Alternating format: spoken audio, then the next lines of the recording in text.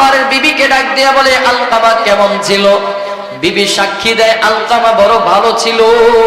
তার নামাজ, রোজা, ইবাদত, বন্দেগী কোনো কিছুই কমতে ছিল না, সবকিছুই তো সে ভালো করত। নবীজি বলছেন, তাহলে তার অবস্থা এমন কেন? সে তোমার হক কিভাবে আদায় করত? তোমার হক সে ঠিকমতো আদায় করতো কিনা? আলকামার স্ত্রী বলতেছেন, ইয়া রাসূলুল্লাহ, আমার সাথে সে ভালো ব্যবহার করত, আমার সঙ্গে সে খুব ভালোই ব্যবহার করত, আমার হক সে কখনোই নষ্ট করে নাই। আমি যেভাবে বলতাম আমার কথা মতো সে চলাফেরা করত, আমি যা বলতাম সে তাই শুনতো, যেভাবে বলতাম সেভাবেই চলতো, আমার কথা মতো উঠতো বসতো, সবকিছু করত, আমার প্রতি বড় আনুগত্য ছিল। আল্লাহর নবী জানতে চাইলেন, তাহলে আলকামার মা বাবা কেউ দুনিয়াতে জীবিত আছে কিনা?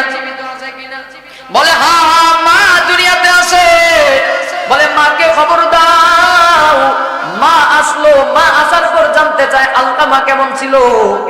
মাও সাক্ষী দিচ্ছে, আলকামা বড় ভালো ছিল, ইবাদত বন্দেগী সব কিছুই তো সে ভালো মতো করতো, ভালো মতো করতো। নবী যেবার জানতে চায়, আলকামা আপনার সাথে কেমন ব্যবহার করত, কেমন আচরণ করত, আপনার হক সে কিভাবে আদায় করত, আপনার সাথে কেমন ব্যবহার করত। রাসূল যখন এই প্রশ্নটা করলেন, কেমন যেন আলকামার মার চেহারাটা একটু মলিন হয়ে গেল। ونشهد أن سيدنا وسندنا وحبيبنا وطبيب قلوبنا ربنا ومولانا محمدا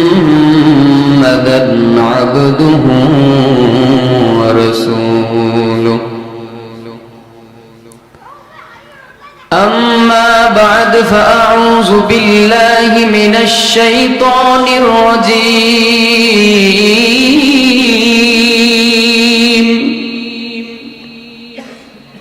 بسم الله الرحمن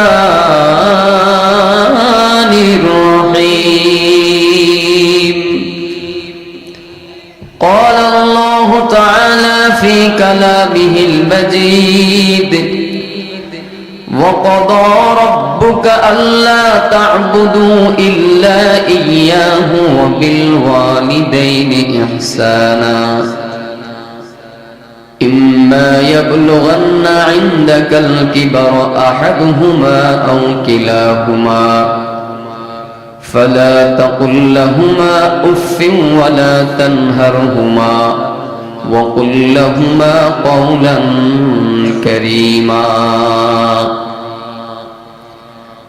صدق الله المولانا العظيم وصدق رسوله النبي الكريم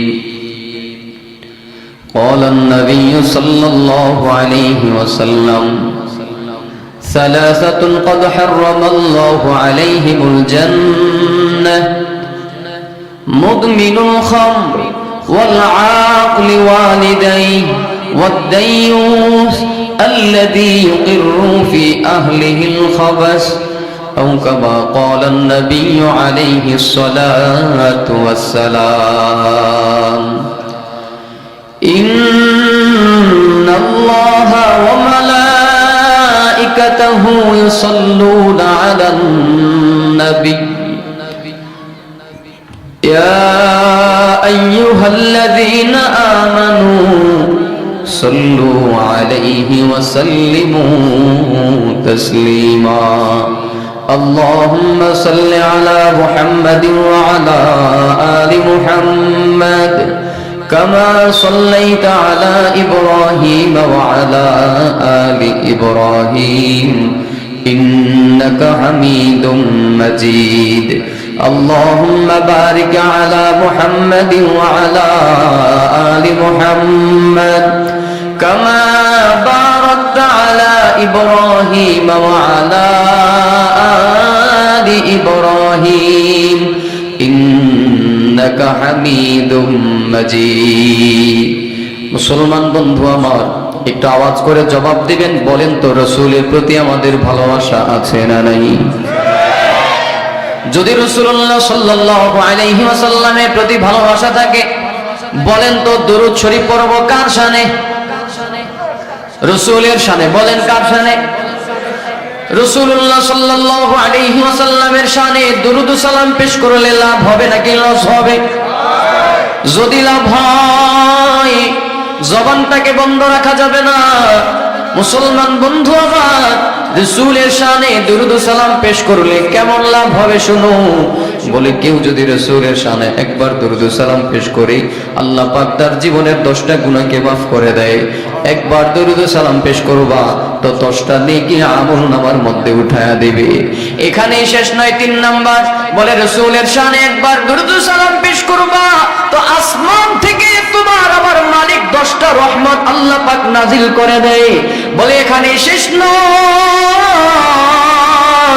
বলে রাসূলের শানে একবার দুরূদ সালাম পেশ করবা তো আল্লাহ পাক জান্নাতের মধ্যে তোমার মর্যাদাকে আরো 10 গুণ বাড়ায় দিবে। এজন্য বলেন যদি লাভ হয় জবানটাকে বন্ধ রাখা যাবে না। নবীজির প্রেম ভালোবাসা মহব্বত হৃদয়ের মধ্যে নিয়া দিল থেকে উচ্চ আওয়াজে রাসূলের শানে দুরূদ সালাম পেশ করব, দুরূদ ইব্রাহিম পড়ব। ওরে মুসলমান, যদি 5 ওয়াক্ত নামাজওয়ালা মুসলমান বান্দা তুমি হও তো বলতে হবে না দুরূদ পড়ো, দুরূদ পড়ো, দুরূদ পড়ো। বলে নামাজের মধ্যে যেই দুরূদটা আমরা পড়ি সেই সর্বোত্তম দুরূদ, শ্রেষ্ঠ দুরূদ, দুরূদ ইব্রাহিম আমরা প্রাণ করে উচ্চ আওয়াজে একবার পড়ি। আল্লাহুম্মা সাল্লি আলা মুহাম্মাদিন ওয়া আলা আলি মুহাম্মাদ কামা সাল্লাইতা আলা ইব্রাহিম ওয়া আলা আলি ইব্রাহিম ইন্নাকা হামিদুম মাজিদ। আল্লাহুম্মা বারিক আলা মুহাম্মাদিন ওয়া আলা আলি মুহাম্মাদ كما باركت على إبراهيم وعلى آل إبراهيم إنك حميد مجيد। মুসলমান বন্ধু আমার, কষ্ট করে আরেকবার জবাব দিবেন। বলেন তো আমরা জিকির করবো একটু কার? আল্লাহর প্রতি আমাদের ভালোবাসা বলেন তো আছে না নাই? যদি মালিকের প্রতি ভালোবাসা থাকে অল্প সময় একটু মালিকের প্রেম ভালোবাসা মোহাব্বত হৃদয়ের মধ্যে নিয়া মালিকের শানে জিকির করব। কোনো কৃপণতা করা যাবে না, জবানটাকেও বন্ধ রাখা যাবে না। দিল থেকে উচ্চ আওয়াজে একটু জিকির করি, মাওলা পাকের জিকির করব। লা ইলাহা ইল্লাল্লাহ, লা ইলাহা। এই অপারেটর ভাই, ঝিলে আর একটু কমান, বেইজও কমান, আর এই পাশের মনিটরটা একটু কানের দিকে দেন, একটু ঘুরায় দেন। লা ইলাহা ইল্লাল্লাহ, লা ইলাহা ইল্লাল্লাহ, লা ইলাহা।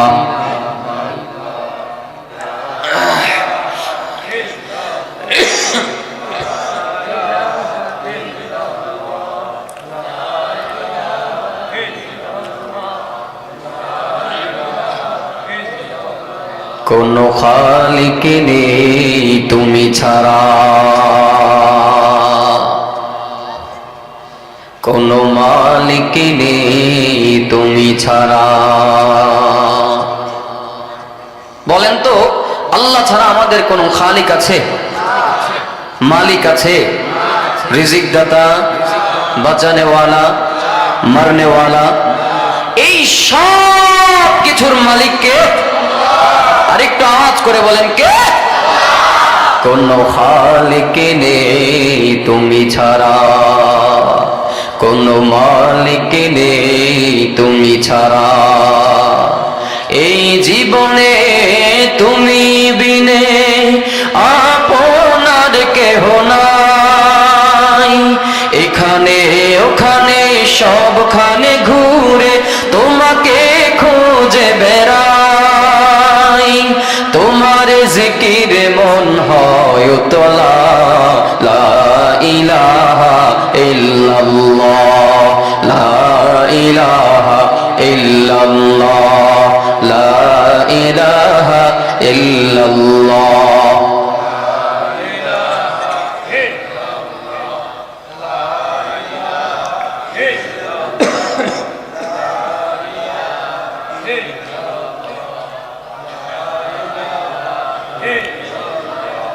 আরব সাগর পারি দেব নাই কো আমার তোরি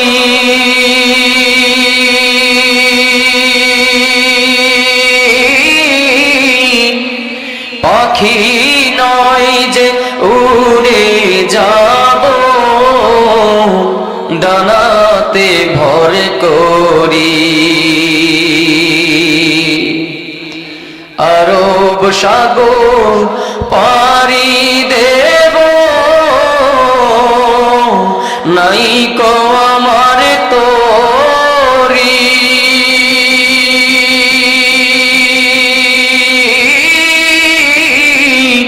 পাখি নয় যে উড়ে যাব ডানাতে ভর করি আমার আশা আছে সম্বলনা আশা আছে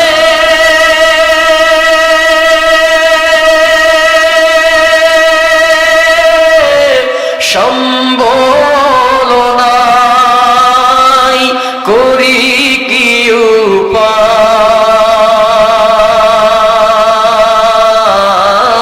উপায় মনে বড় আশা ছিল যাব মদিনায় মদিনায় যাওয়ার আশা আমাদের আছে না নাই যদি আশা থাকে সকলে আমার সঙ্গে দিল থেকে বলেন হতেও পারে আল্লাহ পাক দিল থেকে বলার কারণে গ্রহণ করে নিয়ে স্বপ্ন যোগে হলেও আমাদেরকে মদিনায় নিয়ে যাবেন আমার সঙ্গে সবাই পড়েন মনে বড় আশা ছিল যাব মদিনায় মনে বড় আশা ছিল যাব মদিনায় সালাম আমি করব গিয়ে সালাম আমি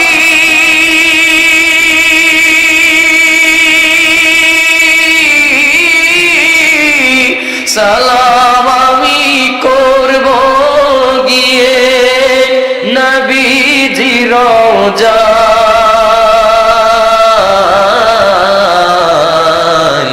মনে বড় আশা ছিল যাব মদিনায় মনে বড় আশা ছিল যাব মদিনায় আলহামদুলিল্লাহ জামিয়া মোহাম্মদিয়া আরাবিয়া মাদ্রাসা ও এতিমখানার উদ্যোগে আয়োজিত 26তম 2 দিন ব্যাপী ওয়াজ ও দোয়ার মাহফিলের প্রথম দিনের শেষ অধিবেশনের উপস্থিত সম্মানিত সভাপতি সাহেব মঞ্চে এবং সামনে উপবিষ্ট আমার মাথার মুকুট আমার আসাতিজায়ে কেরাম হযরত উলামায়ে কেরাম সামনে উপবিষ্ট আমার বাবার বয়সী বাবাগণ দাদার বয়সী দাদাগণ বড় ভাই সমতুল্য বড় ভাইগণ পর্দার আড়ালে অবস্থানরত শ্রদ্ধেয়া সম্মানিত মা ও বোনেরা মহান আল্লাহ রব্বুল আলামিনের দরবারে লাখো কোটি অসংখ্য অগণিত শুকর ও সুজুদ যে আল্লাহ পাক মহান রব্বুল আলামিন ফিতনার যুগে ফিতনার জামানায় দুনিয়ার ঝামেলা থেকে মুক্ত রেখে গুনাহের কাজ থেকে দূরে রেখে দ্বীনি পরিবেশ দ্বীনি মজলিস বেহেশতের বাগানে আল্লাহ পাক আপনাকে আমাকে আসার এবং বসার তৌফিক দান করেছেন এজন্য অন্তর থেকে কালেমাতুশ শুকর আদায় করি আলহামদুলিল্লাহ এখানে আপনারা বসতে পেরে আসতে পেরে খুশি না বেজার খুশির আওয়াজ থেকে আসতে হবে নাকি জোরে হবে তাহলে আরেকবার বলেন না আলহামদুলিল্লাহ একটু কেমন লাভবান হলেন একটু তো জানা দরকার জাস্ট একটু কথা বলি বলে এই ময়দানে আসতে পেরে বসতে পেরে আপনারা কেমন ভাগ্যবান হলেন কেমন আপনারা কপালওয়ালা হলেন একটু আপনাদের কাছে জানতে চাই বলেন তো এই মুহূর্তে হাজারো মানুষ গুনাহের আড্ডায় আছে না নাই টেলিভিশনের আড্ডায় আছে না নাই বন্ধু বান্ধবের আড্ডায় আছে না নাই গল্প গুজব, চায়ের আড্ডায়, তাসের আড্ডায়, এক কথায় গুনাহের আড্ডায় আছে না নেই? আছে। একটু আপনাদের কাছে এবার জানতে চাই, যারা এই মুহূর্তে গুনাহের আড্ডায় লিপ্ত আছে, গুনাহের আড্ডার মজমার মধ্যে আছে, তাদের সামনে যদি আজরাইল আলাইহিস সালাম এসে হাজির হয়ে যায়, ঈমান নিয়ে কবরে যাওয়ার সম্ভাবনা তাদের কম নাকি বেশি? আরেকটু আসতে বলেন।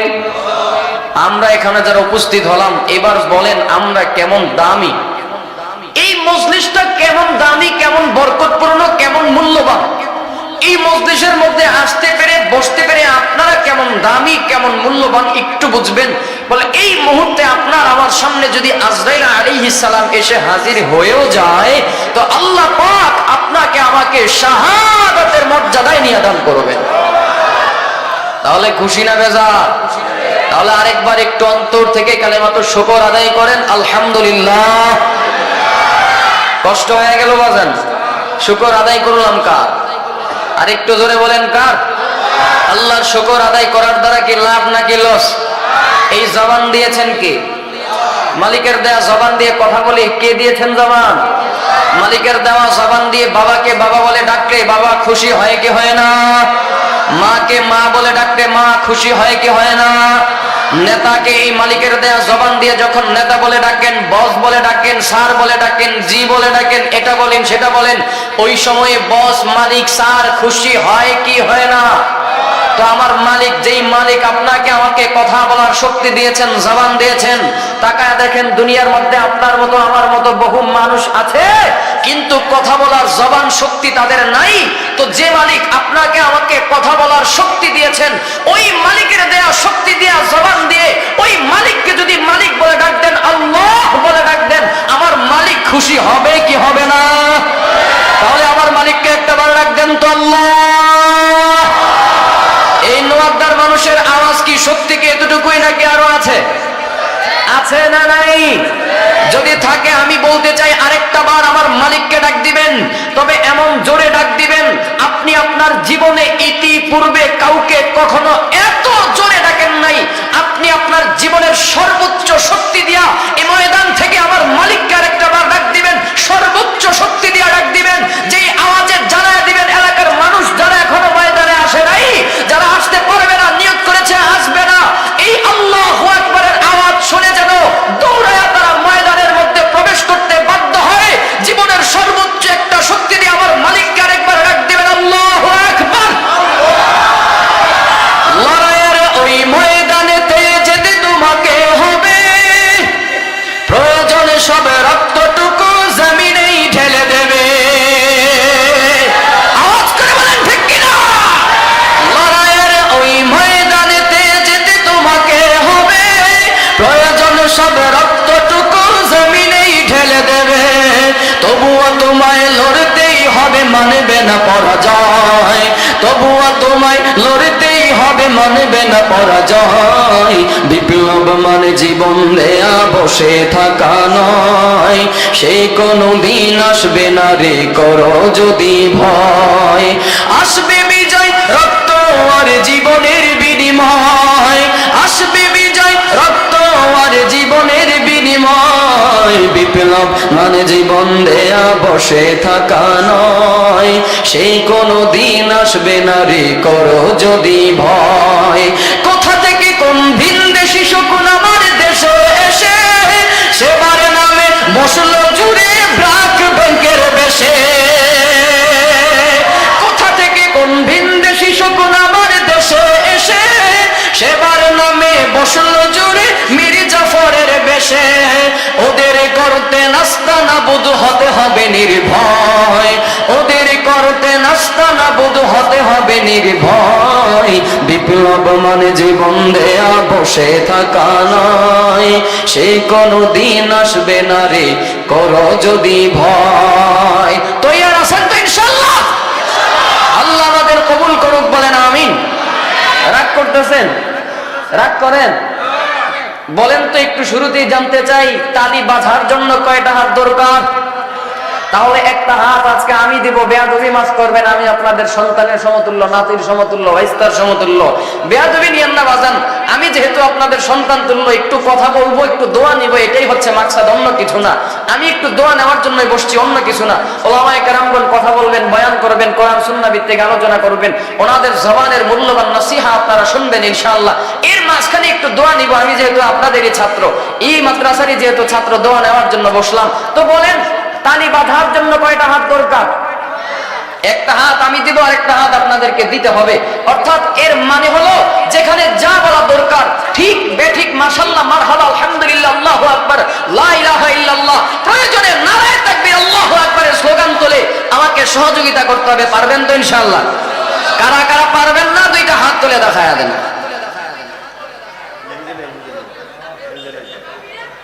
পারবেন না? সমস্যা নাই, না পারলে আলহামদুলিল্লাহ জানাই দিয়েছেন আপনাদের সত্য কথা। রাগ করেন নাই তো? আচ্ছা, আমাকে সাপোর্ট দিবেন কারা কারা? এবার আমাকে সহযোগিতা করবেন কারা কারা? আল্লাহু আকবার বলে হাত তুলে রাখা। আল্লাহ হাতগুলোকে কবুল করেন, বলেন আমিন। আরেকটা আসতে বলেন আমিন। বুঝলাম না আপনাদের হিসাব নিকাশটা, আমি বুঝতেছি না। যদি কই আসতে কোন তাহলে কোন জোরে, এর কাহিনীটা কি বুঝলাম না তো। মানে আমি যা কই সবই কি আপনাদের কাছে বিপরীত মনে হয় নাকি? হ্যাঁ, তাহলে পারা যাবে তো ইনশাআল্লাহ। আল্লাহ কবুল করুক। আবারও বলেন আমিন। নয়েজ করতেছে, নয়েজটা যেন না করে। কালামুল্লাহ শরীফের সূরা বানী ইসরাইলের 23 নম্বর আয়াতে কারিমা তেলাওয়াত করেছি।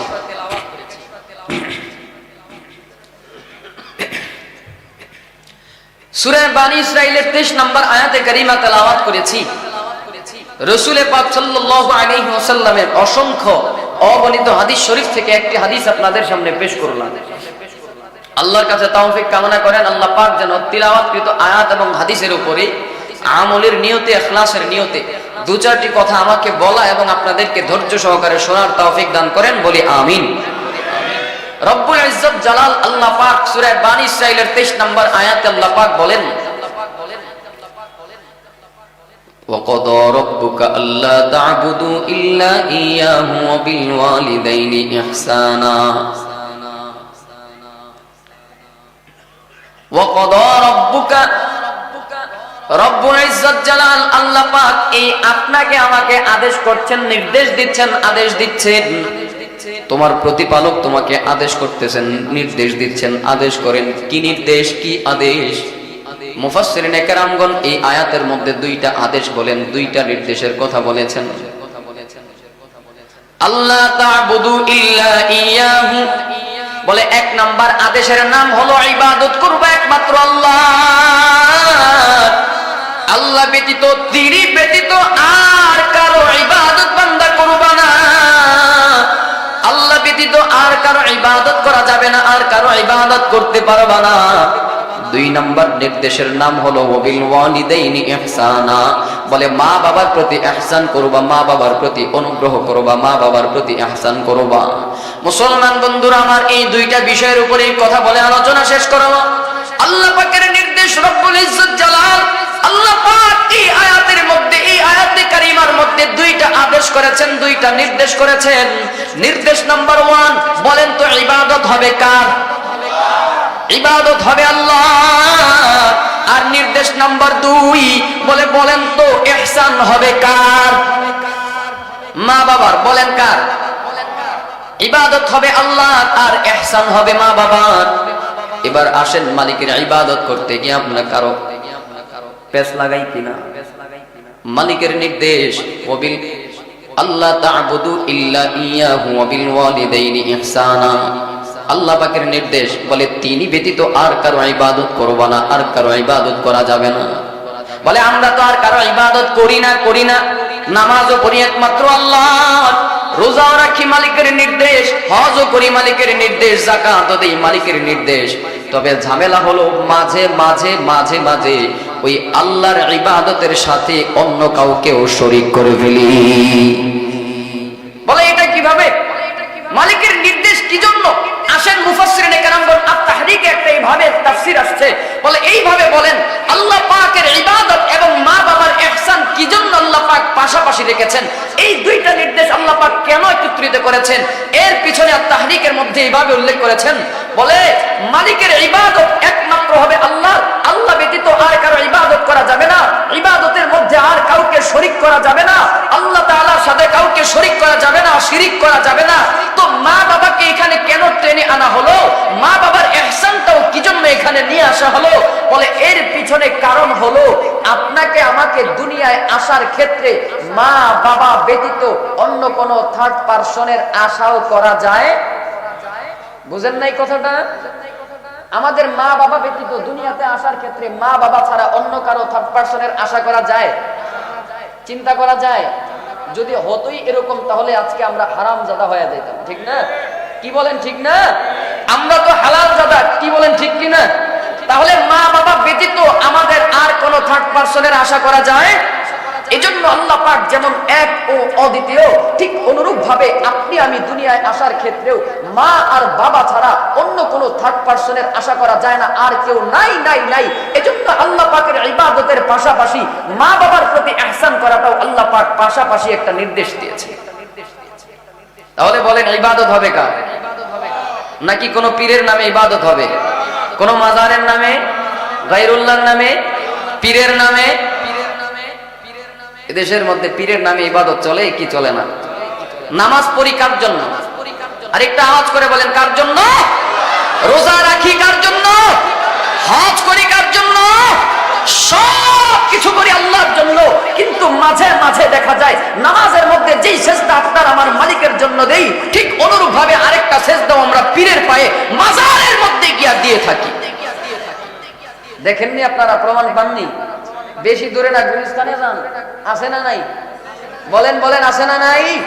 যান বেশি দূরে না, ওই যে মিরপুরে যান, শাহ আলীর দরবারে যান, আছে না নাই? আমি এই এলাকার কথাও বলি না, আমার নিজের এলাকার কথা বলি। আমার নিজের এলাকার কথা বলি। আমার বাড়ি হচ্ছে কুমিল্লার সেই তিতাস উপজেলায়। আমাদের তিতাস উপজেলার প্রাণকেন্দ্র গাজীপুরে একটা মাজার রয়েছে, যেই মাজারের নাম হচ্ছে পীর শাহবাজের মাজার। বাজার আল্লাহর শপথ করে বলছি, আল্লাহ নামের শপথ করে বলছি, ওই মাজারের মধ্যে বাৎসরিক একটা উরুস হয়, বাৎসরিক একটা মেলা বসে। ওই মেলাটা আসছে সামনে ফেব্রুয়ারি মাসে ওই মেলা বসবে। ওই মেলার মধ্যে আল্লাহ নামের শপথ করে বলছি, ওই মাজারের মধ্যে যা চলে আপনি দেখলে আপনার মাথা মস্তিষ্ক সব আউলায়া যাবে, ঘুরায়া যাবে। নারী পুরুষ একত্রিত হয়ে মিল্লা জিল্লা জিকির কি করে, এটা সেটা জিকির তো আছেই, পাশাপাশি নারী পুরুষের ডান্স, নাচ, নৃত্য, গান, বাজনা এ তো আছেই। সরাসরি ওই মাজারকে কেন্দ্র করে সেজদা কপালটা ঠেকায়। তাহলে যারা গায়রুল্লাহকে সেজদা দেয় তাদের ঈমান আছে না নষ্ট হয়ে গেল? আরেকটা আওয়াজ করে বলেন, আল্লাহ ব্যতীত আর কাউকে সেজদা দেওয়া যাবে? একমাত্র সেজদার মালিক কে? আল্লাহ ব্যতীত আর কাউকে আমরা সেজদা দিব? কোন পীরের পায়ে সেজদা দিব? কোন বাজারকে সেজদা দিব? মাজারকে সেজদা দিব? গায়রুল্লাহকে আমরা সেজদা দিব না। ইবাদত যা হবে সব একমাত্র আল্লাহর জন্য ইবাদত করব। পারবো না ইনশাআল্লাহ? কোন লৌকিকতাও করা যাবে না। মানুষকে দেখাবার জন্য ইবাদত চলবে না। বলে নামাজ পড়তেছি, মানুষ আমাকে নামাজি বলে ডাকবে না, সেই নিয়ত রাখা যাবে না। রোজা রাখতেছি, মানুষ আমাকে রোজাদার বলে ডাকবে না, সেটাও করা যাবে না। মানুষকে দেখাবার জন্য হজ করতে গেলাম, মানুষ আমাকে হাজী সাহেব বলে ডাকবে না, সেটাও করা যাবে না। আমরা মুসলমান যা কিছু করব সব কিছুর পিছনে সন্তুষ্টি খুঁজবো কার? ইন্না সলাতি ওয়া নুসুকি ওয়া মাহইয়ায়া ওয়া মামাতি লিল্লাহ ওয়া মামাতি লিল্লাহি রাব্বিল আলামিন। আমরা কালেমাওয়ালা মুসলমান, ঈমানওয়ালা মুসলমান।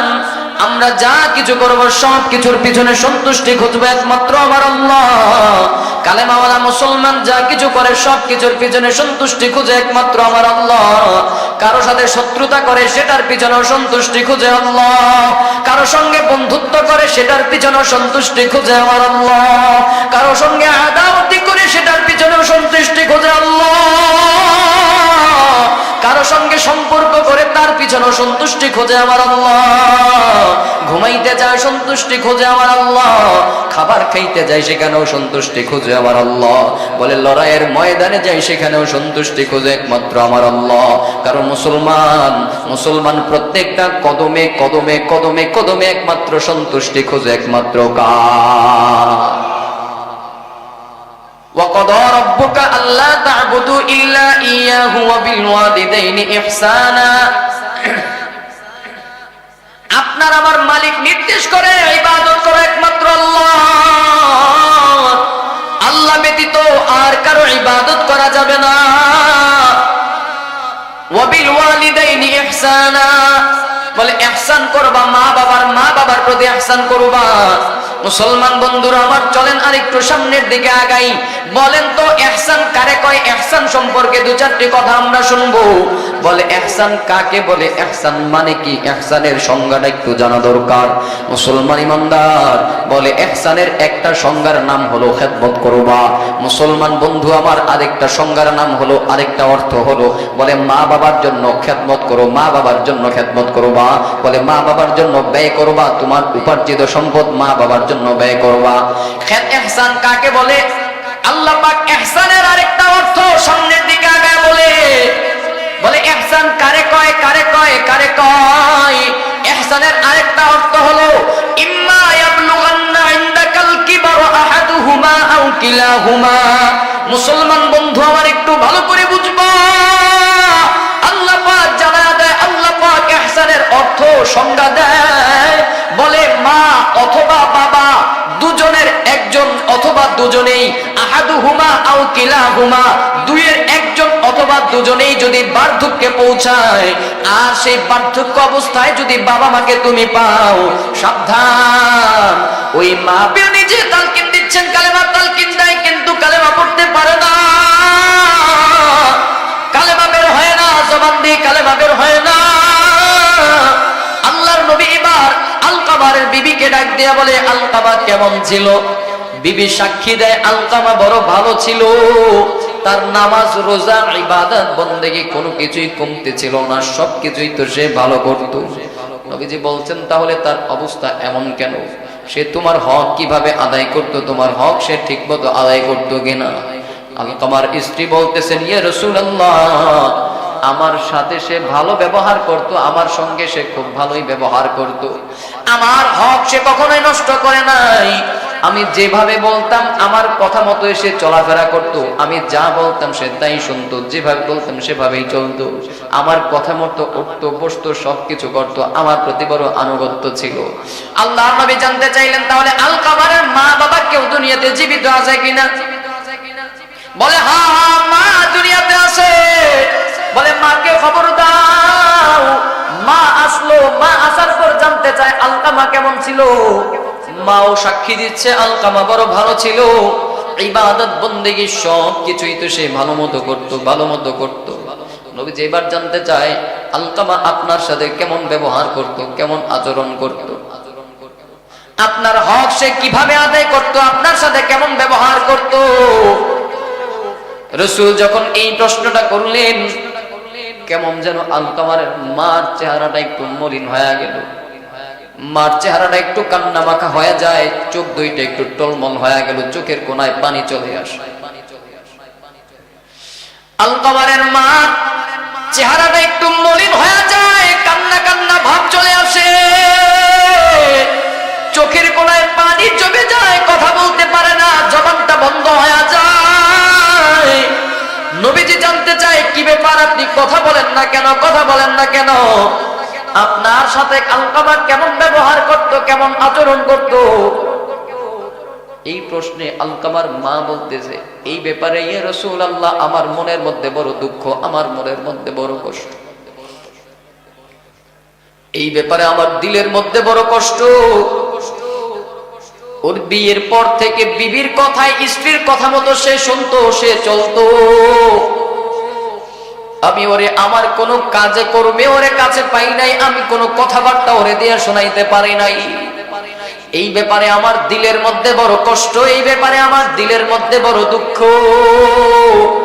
আল্লাহর নবী বলছেন, আলকামারকে আপনি মাফ করে দেন, ও কালেমা পড়তে পারে না। নবীজির মুখের উপরে জবানটা না করে দিলেন, বলেন না, ওরে আমি মাফ করতে পারবো না। মা বাবার কষ্ট কেমন দামি জিনিস, মা বাবার দোয়া কেমন দামি জিনিস একটু বুঝবা, মা বাবার সন্তুষ্টি কেমন দামি জিনিস একটু মুসলমান বন্ধু আমার একটু ভালো করে বুঝবা। ওরে ছাত্র ভাইয়েরা আমার, একটু মনোযোগ সহকারে বুঝো, কোনো কথা বইল না। ছাত্র বন্ধু আমার, যুবক বন্ধু আমার, যাদের মা বাবা জীবিত আছে একটু ভালো করে বুঝবা।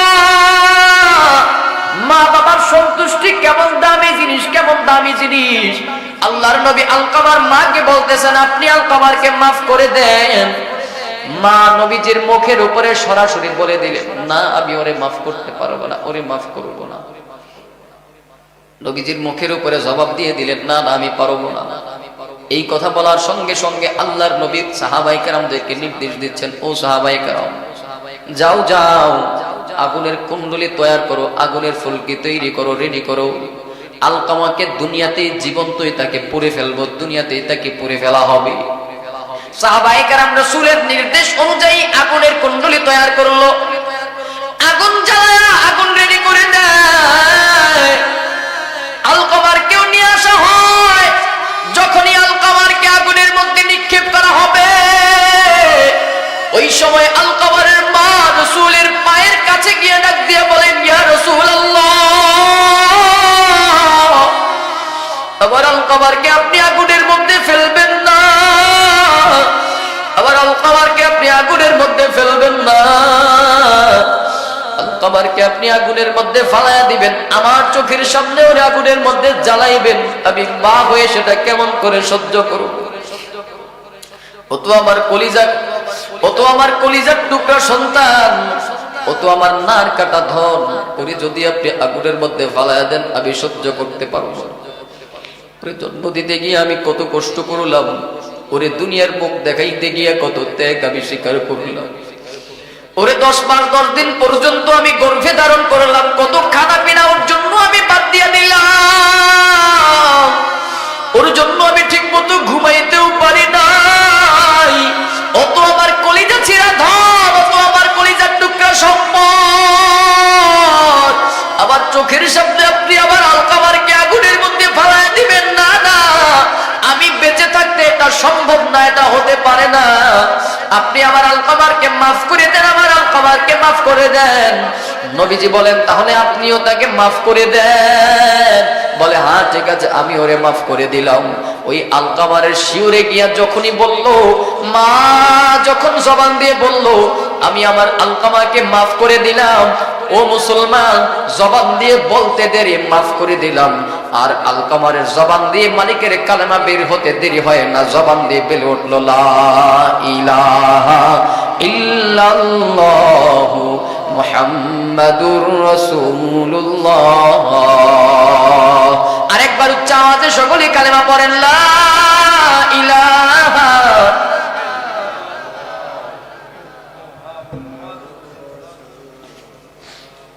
মুসলমান বন্ধু আমার একটু ভালো করে বুঝবেন, এর জন্য মা বাবার খেদমত বড় দামি একটা সম্পদ, মা বাবার সন্তুষ্টি বড় দামি একটা সম্পদ, মা বাবার সন্তুষ্টি বড় দামি একটা সম্পদ, মা বাবা বড় দামি একটা জিনিস। বলে, যার মা বাবা দুনিয়াতে আছে সেই বোঝে মা বাবা কেমন দামি সম্পদ, আর যার মা বাবা চলে গেছে সে জানে মা বাবার কদর। চাইলেও মা বাবাকে আর মাকে মা বলে ডাকতে পারে না, বাবাকে বাবা বলে ডাকতে পারে না। ওই মা বাবার প্রতি আমরা ইহসান করব কি করব না?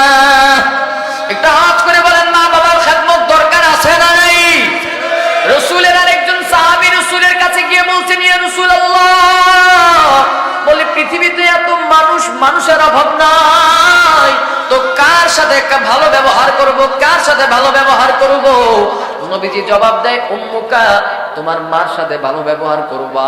সাহাবী জানতে চায়, সুম্মা মান, বলে তারপর কার সাথে? নবীজি আবারও জবাব দেয়, উম্মুকা। আবারও জানতে চায়, সুম্মা মান, তারপর কার সাথে? নবীজি আবারও জবাব দেয়, উম্মুকা, তোমার মায়ের সাথে। সাহাবী আবারও জানতে চায়, সুম্মা মান, বলে তারপর কার সাথে? নবীজি আবারও জবাব দেয়, উম্মুকা, বলে চারবার জবাব দিলেন, উম্মুকা উম্মুকা উম্মুকা উম্মুকা। সাহাবী আবারও জানতে চাইলেন, সুম্মা মান, বলে তারপর কার সাথে? বলে আবুকা, বলে তোমার বাবার সাথে। বলে মাকে 4 বার প্রাধান্য দেওয়ার কারণটা কি, আর বাবাকে 1 বার প্রাধান্য দেওয়ার কারণটা কি? বলে মা বড় দামি একটা সম্পদ, মা বড় দামি একটা সম্পদ। বলে ওই মা যদি না থাকতো, ওই মা যদি কষ্ট স্বীকার করতে না করতো, বলে 10 মাস 10 দিন পর্যন্ত মা তোমার গর্ভে ধারণ করেছে, ওই পেটের মধ্যে তোমাকে জায়গা দিয়েছে, কত কষ্ট করেছে, মাই বুঝে সন্তানের কদর। সন্তান জন্ম দেওয়ার কষ্ট একমাত্র মা ছাড়া আর কেউ বুঝে না। এই সন্তানকে জন্ম দিতে গিয়া মৃত্যুর সাথেও কত মা পাঞ্জা লড়েছে। মা যখন পেটের মধ্যে যখন সন্তান আসে, সন্তান মার পেটের মধ্যে লাথি দিলে মার খাবার টাবার খাওয়া সবকিছু বন্ধ হয়ে যায়। মা খাবার টাবার খাইতে পারে না, রাতের বেলাও ঘুমাইতে পারে না। দুনিয়াতে আসার পরেও কত কষ্ট। এই যে শীতের রজনী চলছে, কত মা সন্তানকে বুকের মধ্যে আগলে নিয়ে ঘুমায়, কত সন্তানকে শুধু বুকের মধ্যে ঘুমায়। মা নিজে ভিজা জায়গার মধ্যে থাকে, সন্তানকে কিন্তু শুকনা জায়গার মধ্যে রাখার জন্য বুকের মধ্যে আগলে রাখে। মাই বুঝে সন্তানের কত কষ্ট, সন্তান জন্ম দেওয়া কত কষ্ট। এজন্য নবীজি বলেন উম্মুকা উম্মুকা উম্মুকা উম্মুকা, এরপরে বলেন আবুকা, বলে তোমাদের মার সাথে ভালো ব্যবহার করবা, বাবার সাথে ভালো ব্যবহার করবা।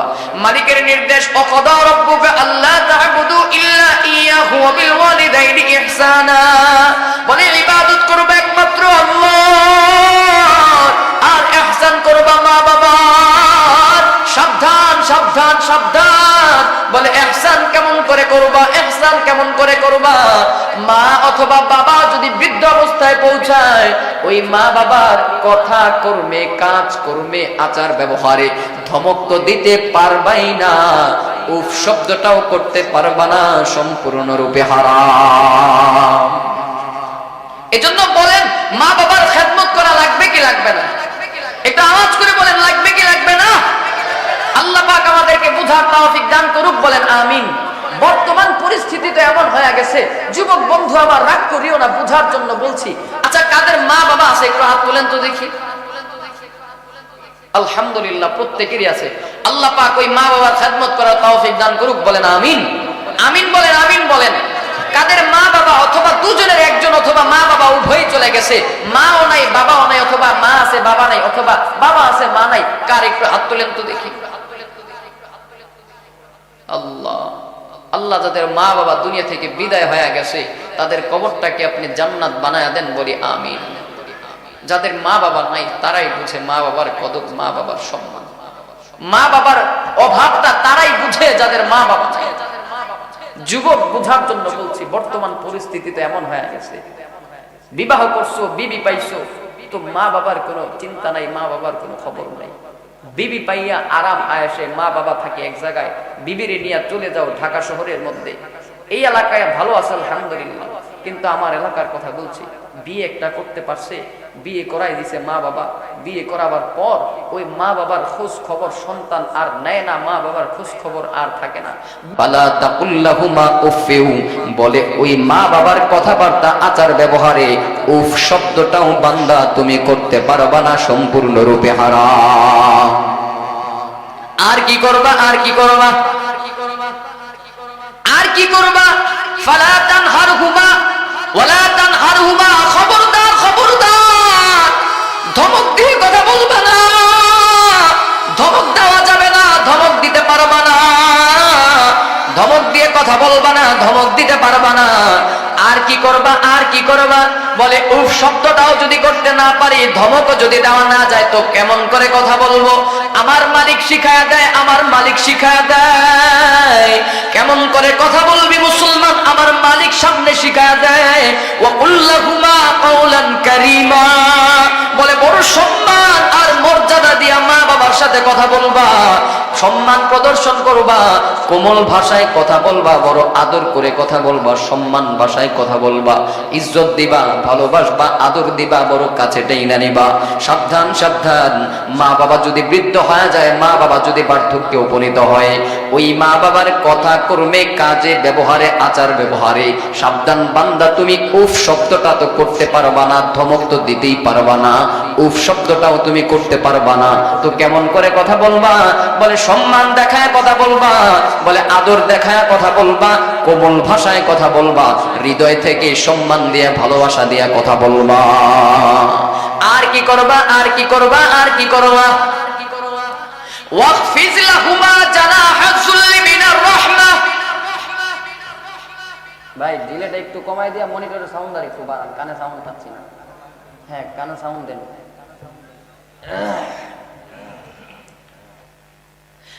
কি করবা, আর কি করবা? ওয়াখফিজ লাহুমা জানাহা যুল্লি মিনার রাহমা, বলে রহমতের ডানা তাদের জন্য বিছায়া দাও, মা বাবার জন্য রহমতের চাদর বিছায়া দাও, রহমতের ডানা বিছায়া দাও।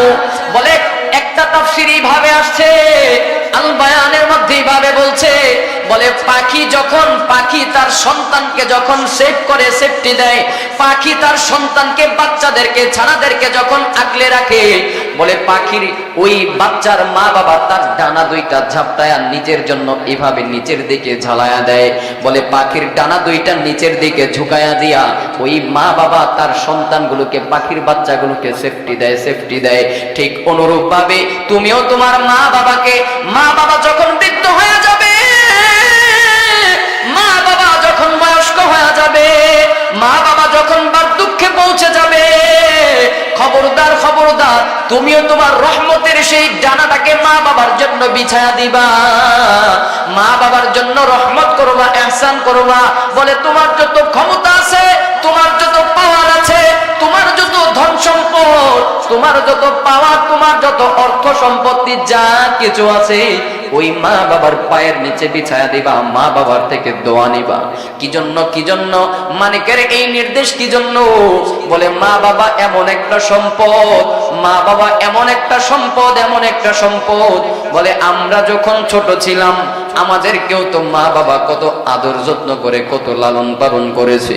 ওরে মুসলমান বন্ধু আমার, একটু মনোযোগ সহকারে বোঝার চেষ্টা করবেন। আমরা একটা কথা খুব ভালো করে জানি, মানুষ যখন বৃদ্ধ হয়ে যায় তার আচরণটা শিশুর মতো হয়ে যায়। মানুষ যখন বৃদ্ধ হয়ে যায়, আচরণটা কিছুটা শিশুর মতো হয়ে যায়। তখন কি করে না করে কিছুই বুঝে না।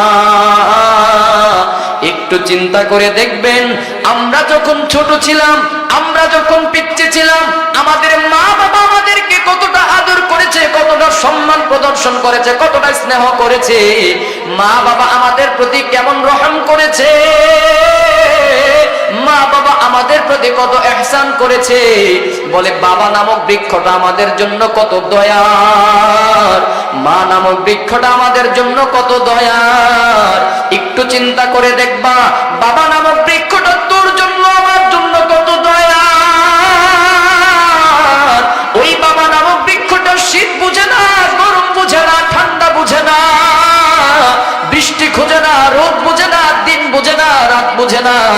পরিবারের জন্য, সন্তানের জন্য ওই শীতের রজনীতেও দেখো কত কষ্ট করে সাইকেল চালায়, ওই শীতের রজনীতে কত কষ্ট করে দেখো অটো চালায়, রিক্সা চালায়, অন্যের জমিতে বদলা দিয়া খায়, অন্যের চাকরি করে খায়। এই সন্তানের জন্য, পরিবারের জন্য, তোমার আমার জন্য বাবা নামক বৃক্ষটা কত দয়ার, কত মায়ার। যার মা বাবা নাই সেই জানে বাবা হারানোর ব্যথা, যার মা নাই সে বোঝে মা হারানোর ব্যথা। যার বাবা দুনিয়া থেকে চলে গেছে সে জানে বাবাটা কতটা দয়ার, বড় ইহসানের। যার মা চলে গেছে জানে তার মাটা কত মায়ার, কত ভালোবাসার। ওরে মুসলমান বন্ধু আমার, একটু দেখবা, আমরা যখন ছোট ছিলাম, আমরা যখন মা বাবাকে আঘাত করতাম, কষ্ট দিতাম, ওই মা বাবা কিন্তু কখনো আমাদেরকে ঘর থেকে বের করে দেয় নাই।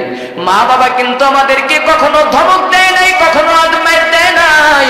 মা বাবা কিন্তু আমাদের খানা পিনা বন্ধ করে দেয় নাই। কিন্তু আজকে আমরা সন্তান মা বাবার জন্য কি করি একটু বুঝো। বাবা নামক বৃক্ষটা সন্তানের জন্য কত কষ্ট করে, কত কষ্ট করে। বলে সন্তানকে ভালোবাসতে গিয়া হয়তো তোমরা ধনী বড়লোক, তোমরা বুঝো না, কিন্তু যার বাবাটা মধ্যবিত্ত বা নিম্নবিত্ত সেই বুঝে বাবা নামক বৃক্ষর দয়া। আমার বাবার গল্পটা একটু তোমাদেরকে শোনাই।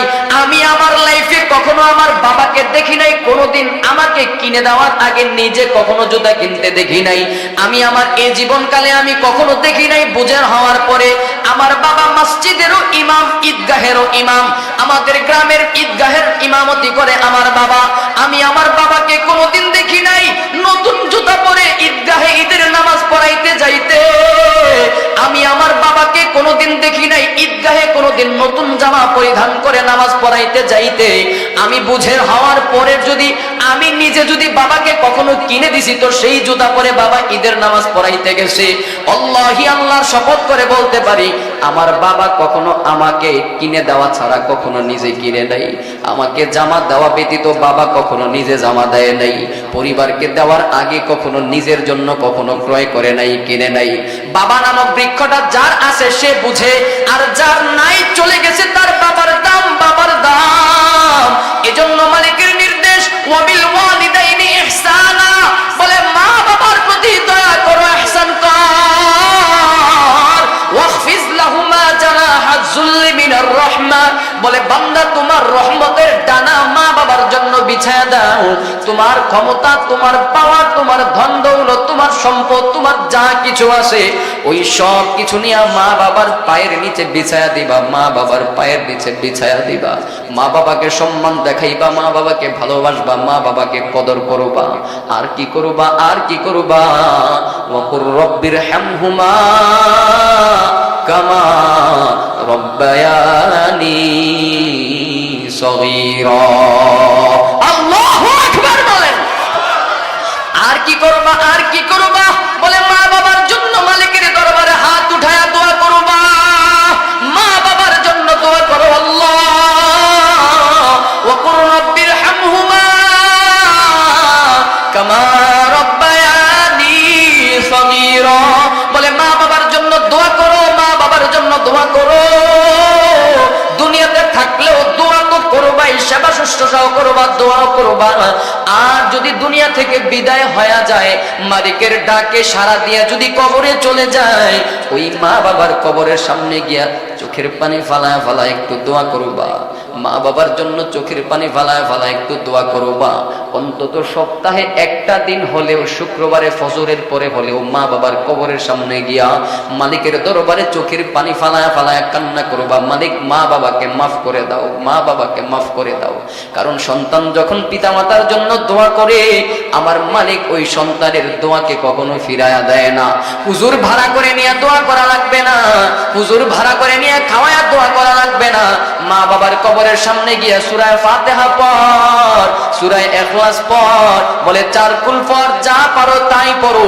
দুরূদ শরীফ পড়ে মা বাবার জন্য মালিকের কাছে দোয়া করবা, মালিকের কাছে দোয়া করো, আল্লাহ আমার মা বাবার কবরটাকে তুমি জান্নাতের বাগান বানায়া দাও। চোখের পানি ফালায়া মা বাবার জন্য দোয়া করতে দেরি হবে, আমার রহমতের দয়ালের মাওলা মা বাবার কবরটাকে জান্নাত বানাইতে দেরি করবে না। এজন্য বলেন বলেন মা বাবার প্রতি ইহসান করব কি করব না? একটু আওয়াজ করে বলেন, করব কি করব না?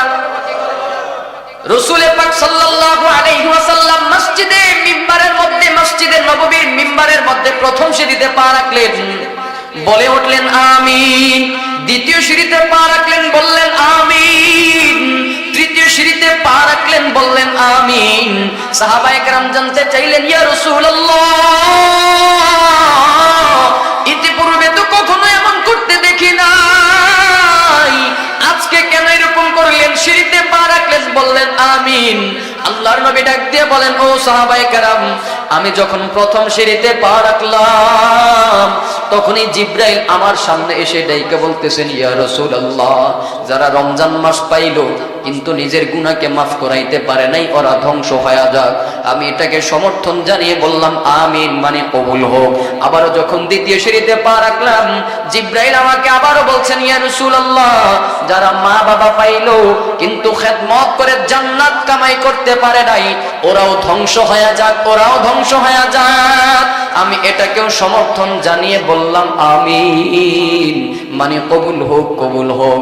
আবার যখন তৃতীয় সিঁড়িতে পা রাখলাম, জিব্রাইল আমাকে আবারও বলছেন, ইয়া রাসূলুল্লাহ, যারা আপনার নাম শুনেছে কিন্তু দরুদ শরীফ পড়ে নাই, অন্তত পক্ষে সাল্লাল্লাহু আলাইহি ওয়াসাল্লাম এই দরুদটাও যারা পড়ে নাই, ওরাও ধ্বংস হয়ে যাক। এটাকেও আমি সমর্থন জানিয়ে বললাম আমিন, মানে কবুল হোক। আল্লাহর নবী দ্বিতীয় সিঁড়িতে পা রাখলেন, জিব্রাইল বললেন, ইয়া রাসূলুল্লাহ, যারা মা বাবা পেয়েছে কিন্তু খেদমত করে জান্নাত কামাই করতে পারে নাই, ওরা ধ্বংস হয়ে যাক, ওরা ধ্বংস হয়ে যাক। আল্লাহর নবী সমর্থন জানিয়েছেন, আমিন বলেছেন, আমিন বলেছেন। এজন্য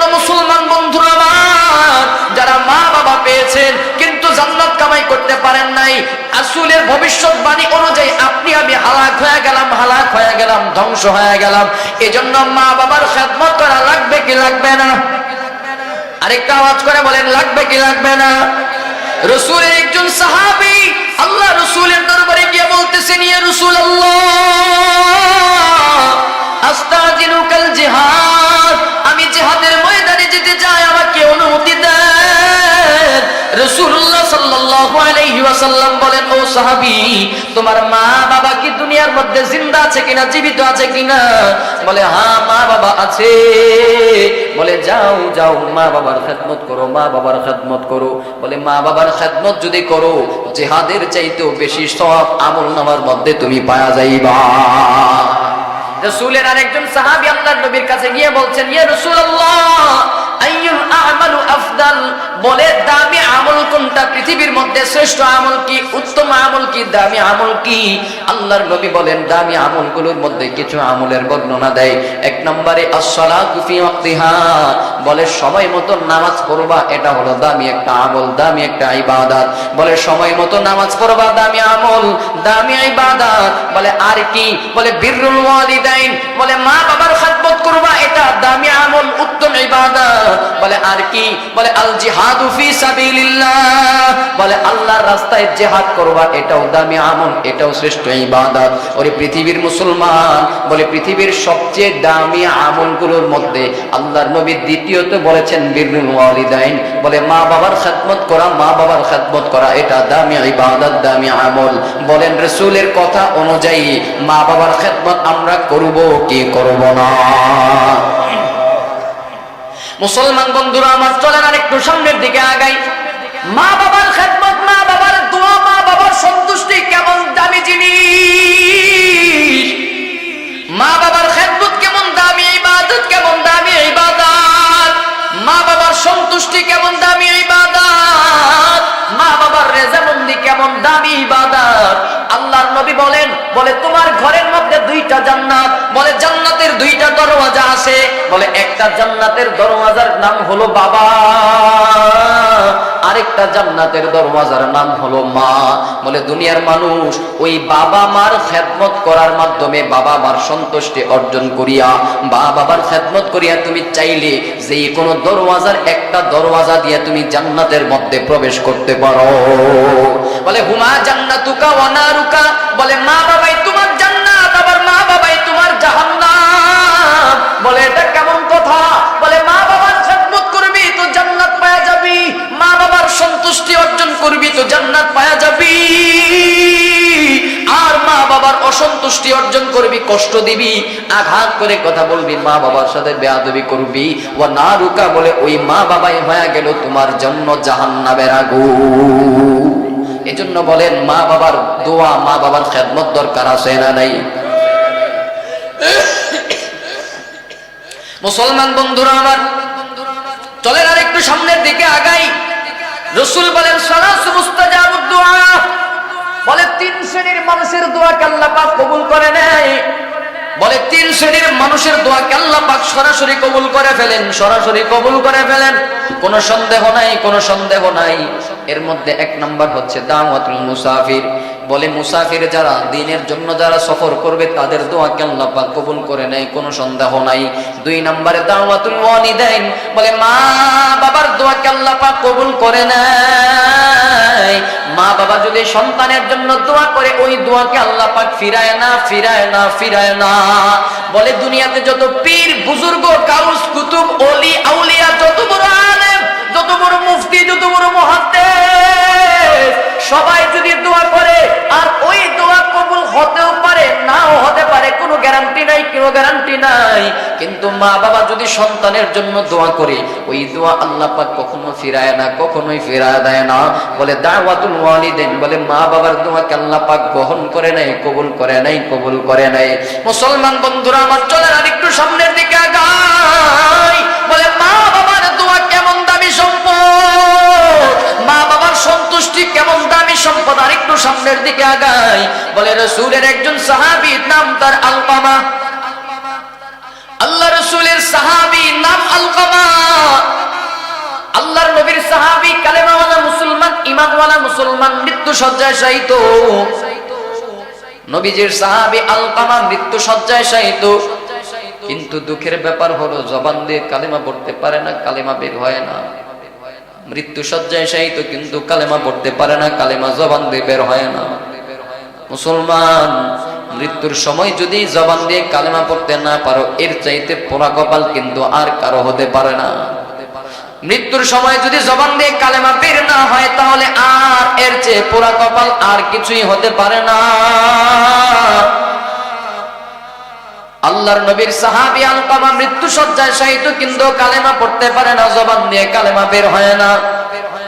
বিবি পাশে বসে বসে কালেমার তালকিন দিচ্ছেন, কালেমা শোনাচ্ছেন, কালেমার তালকিন দেয়, কিন্তু দুঃখের ব্যাপার হলো জবান দিয়ে কালেমা পড়ে না। আত্মীয় স্বজনরাও কালেমার তালকিন দিচ্ছে, কিন্তু কালেমা বের হয় না, জবান দিয়ে কালেমা বের হয় না। একদিন, 2 দিন, 3 দিন পার হয়ে গেল, কিন্তু না, জবান দিয়ে কালেমা বের হয় না, জবান দিয়ে কালেমা বের হয় না।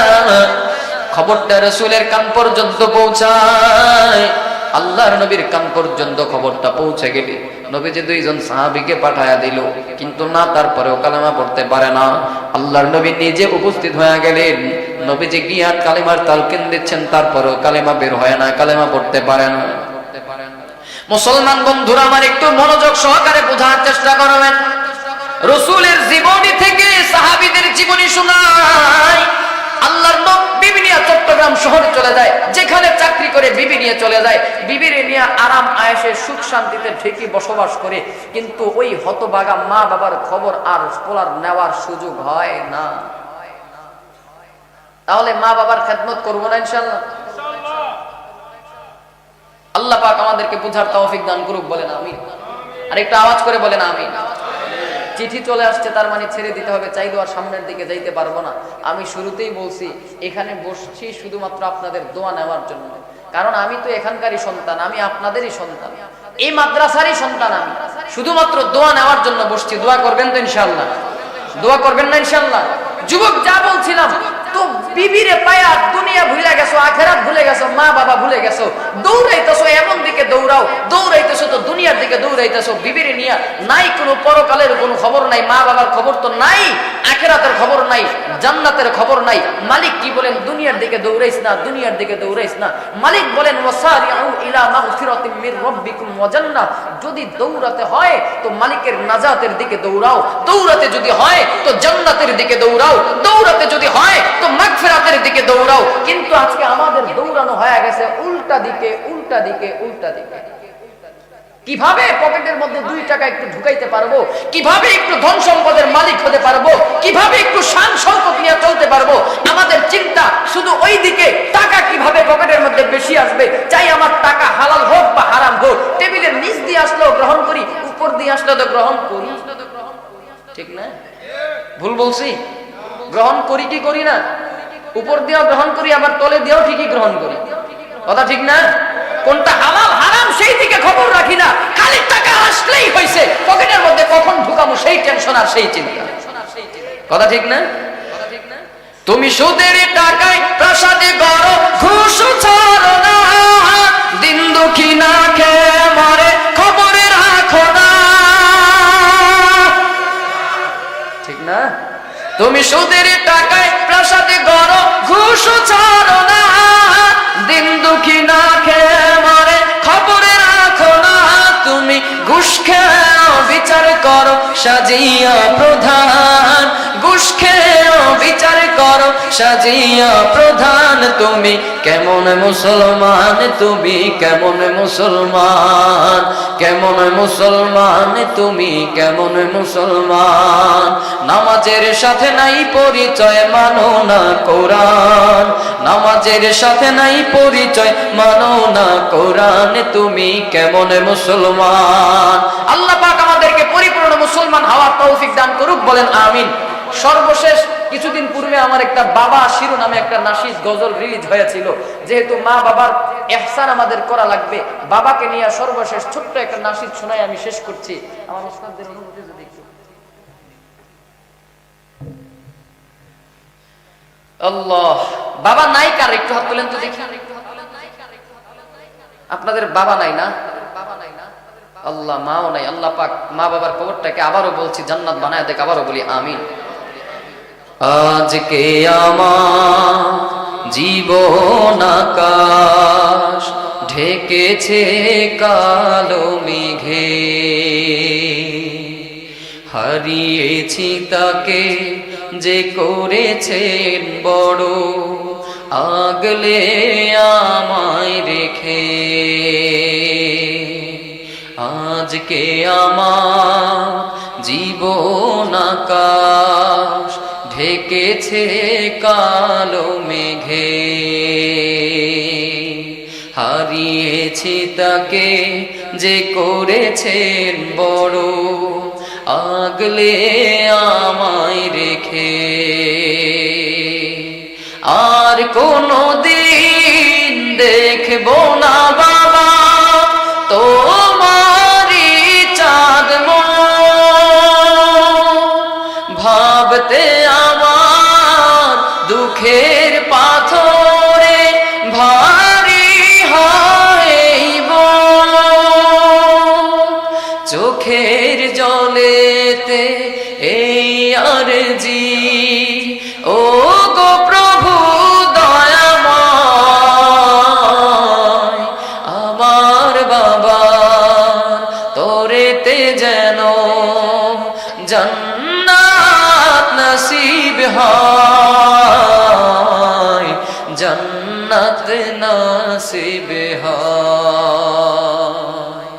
কত শত ত্যাগ করেছো তুমি আমাকে গড়ার তরে,